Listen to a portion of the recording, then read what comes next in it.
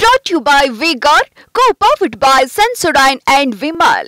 ಬಾಯಲ್ಲಿ ಹೇಳಿ ಕೇಸರಿ. Associate sponsor Ultratech Cement. Co-sponsored by Saptagiri NPS University. ಕಳೆದ ಒಂದು ವರ್ಷದ ಅವಧಿಯಲ್ಲಿ ಈ ಸರ್ಕಾರದ ಸಾಧನೆಗಳು ಯಾವ ರೀತಿ ಸರ್ಕಾರ ಹೋಗ್ತಾ ಇದೆ, ಹಗಲು ದರೋಡೆ ಇವತ್ತು ಈ ರಾಜ್ಯದಲ್ಲಿ ನಡೀತಾ ಇದೆ.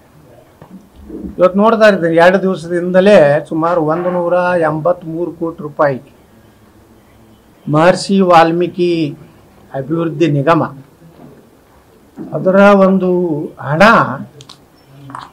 ವರ್ಗಾವಣೆಯಾಗಿ ಹೋಗ್ತದೆ ನಕಲಿ ಸಹಿಗಳ ಮೂಲಕ.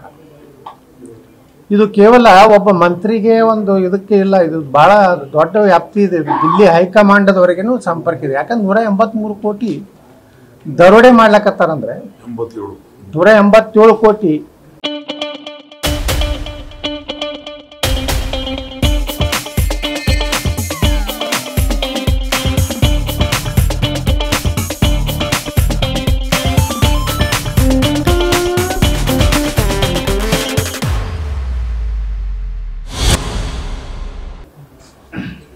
ಅಂದ್ರೆ ಎಷ್ಟು ಧೈರ್ಯ ಇದು ಕೇಳುವ ಒಬ್ಬ ಸಚಿವನಿಂದ ಆಗುವುದಂತದಲ್ಲ. ಇದ್ರ ಹಿಂದೆ ದಿಲ್ಲಿಯ ಏನಿಲ್ಲಿ ವಸೂಲಿಗೆ ಬರ್ತಾರಲ್ಲ, ದಿಲ್ಲಿಯಿಂದ ಒಬ್ಬರು ಕಾಂಗ್ರೆಸ್ಸಿನ ಇದು ATM ಆಗಿದೆ. ಕರ್ನಾಟಕ ಅಂದ್ರೆ ಕಾಂಗ್ರೆಸ್ ಪಕ್ಷದ ATM ಕೇಂದ್ರ ಆದಂಗಾಗಿದೆ.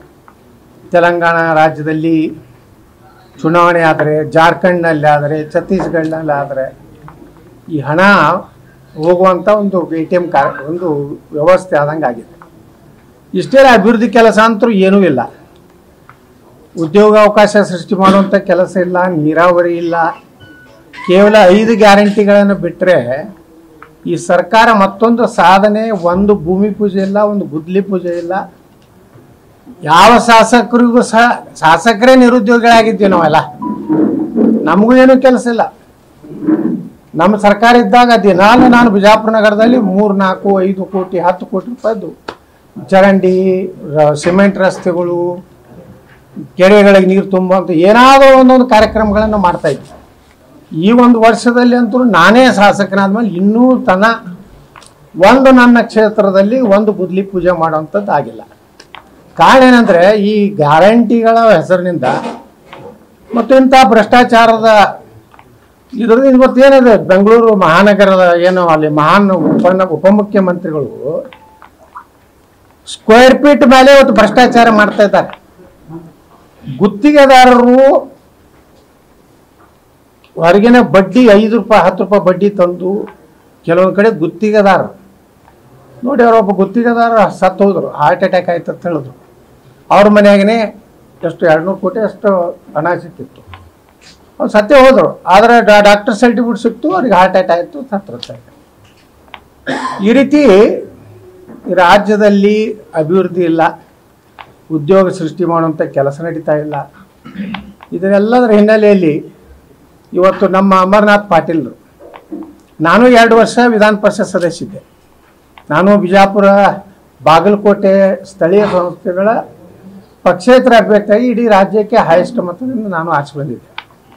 ನಾ 2 ವರ್ಷ ಅಮರನಾಥ್ ಪಾಟೀಲ್ರು ನಾವು ಕೆಲಸ ಮಾಡಿದ್ವಿ. ಅಮರನಾಥ್ ಪಾಟೀಲ್ರು ಎಷ್ಟು ಆ್ಯಕ್ಟಿವ್ ಇದ್ದರು ವಿಧಾನ ಪರಿಷತ್ನಲ್ಲಿ. ಇದೇನು ಹೈದರಾಬಾದ್ ಕರ್ನಾಟಕದ 371J ಬಗ್ಗೆ ಆಗಲಿ, ಸರ್ಕಾರ ಹೇಳಿದಂಥ ಅಭಿವೃದ್ಧಿ ಕೆಲಸಗಳು, ಅದು ಅಲ್ಲಿ ವಿಶೇಷ ಅಂದರೆ ಈ ಬಳ್ಳಾರಿ ಗಣಿಗಳಿಂದ ಏನೊಂದು ಟ್ಯಾಕ್ಸ್ ಕಲೆಕ್ಟ್ ಮಾಡಿದ್ರಲ್ಲ, ಸುಮಾರು 5,000 ಕೋಟಿ ಅಂತ ಹೇಳ್ತಿದ್ರು. ನಾನು ಅಷ್ಟು ಅದನ್ನು ಯಾವ ಭಾಗದಲ್ಲಿ ಅದನ್ನು ಕಬ್ಬಿಣ ಇದಾಗಿದೆ ಆ ಭಾಗದ ಡೆವಲಪ್ಮೆಂಟ್ ಸಲುವಾಗಿ, ಬಳ್ಳಾರಿ ಇರ್ಬೋದು, ಹೊಸಪೇಟೆ ಇರ್ಬೋದು, ಇಲ್ಲೆಲ್ಲೆಲ್ಲಿ ಗಣಿಗಾರಿಕೆಯಿಂದ ಬಂದಂಥ ಏನು ಆ ಹಣ ಇದೆ, ಸೆಸ್ ಏನಿದೆ, ಸುಪ್ರೀಂ ಕೋರ್ಟ್ ಅದೇ ಒಂದು ಇದು ಮಾಡಿದೆ. ಯಾವ ಗಣಿಗಾರಿಕೆ ಮಾಡಿ ಎಷ್ಟು ಹಣ ತೊಗೊಳ್ತಿರ್ತಾರೆ ಅಲ್ಲಿ ಅಭಿವೃದ್ಧಿ ಆಗಬೇಕು, ಅಲ್ಲಿ ರಸ್ತೆ ನಿರ್ಮಾಣ ಆಗಬೇಕು, ಕುಡಿ ನೀರು ಶುದ್ಧವಾದ ಕುಡಿ ನೀರು ಕುಡಿಸಬೇಕು ಮತ್ತು ಕೈಗಾರಿಕೆ ಅಭಿವೃದ್ಧಿ ಆಗ್ಬೇಕಂತ ಇಂಥದನ್ನೆಲ್ಲ ನಾನು ದಿನಾಲು ಒಂದು ಕ್ವಶನ್ ಇರ್ತೈತೆ. ಅಮರನಾಥ್ ಪಾಟೀಲ್ ದಿನಾಲು ಒಂದು ಚುಕ್ಕೆ ಗುರುತು. ಯಾಕಂದ್ರೆ ನಾನು ಅಷ್ಟೇ ಆ್ಯಕ್ಟಿವಿಟಿ, ಅವ್ರದ್ದು ಹೆಚ್ಚು ಕಡಿಮೆ ಕಾಂಪಿಟೇಷನ್ ಡೈಲಿ. ನಂದರೆ ಒಂದು ಮುಂದೆ ಬರೋದು, ಅವ್ರದಾರೆ ಹಿಂದೆ ಬರೋದು. ಅಂದರೆ ಈ ರೀತಿ ಪಾಪ ಅಮರನಾಥ್ ಪಾಟೀಲ್ರು ಒಬ್ಬ ಪದವೀಧರ ಕ್ಷೇತ್ರಕ್ಕೆ ನ್ಯಾಯ ಕೊಡುವಂಥ ನಿರುದ್ಯೋಗ ಯುವಕರ ಬಗ್ಗೆ, ಶಿಕ್ಷಕರ ಸಮಸ್ಯೆಗಳ ಬಗ್ಗೆ ಪ್ರತಿಯೊಂದು ಚರ್ಚೆಯಲ್ಲಿ ಭಾಗವಹಿಸಿ ಮಾತನಾಡುವಂಥದ್ದು ನಾನೇ ಸ್ವತಃ. Brought to you by Vigor, co-powered by Sensodyne and Vimal. ಬಾಯಲ್ಲಿ ಹೇಳಿ ಕೇಸರಿ. Associate sponsor Ultratech Cement. Co-sponsored by Saptagiri NPS University.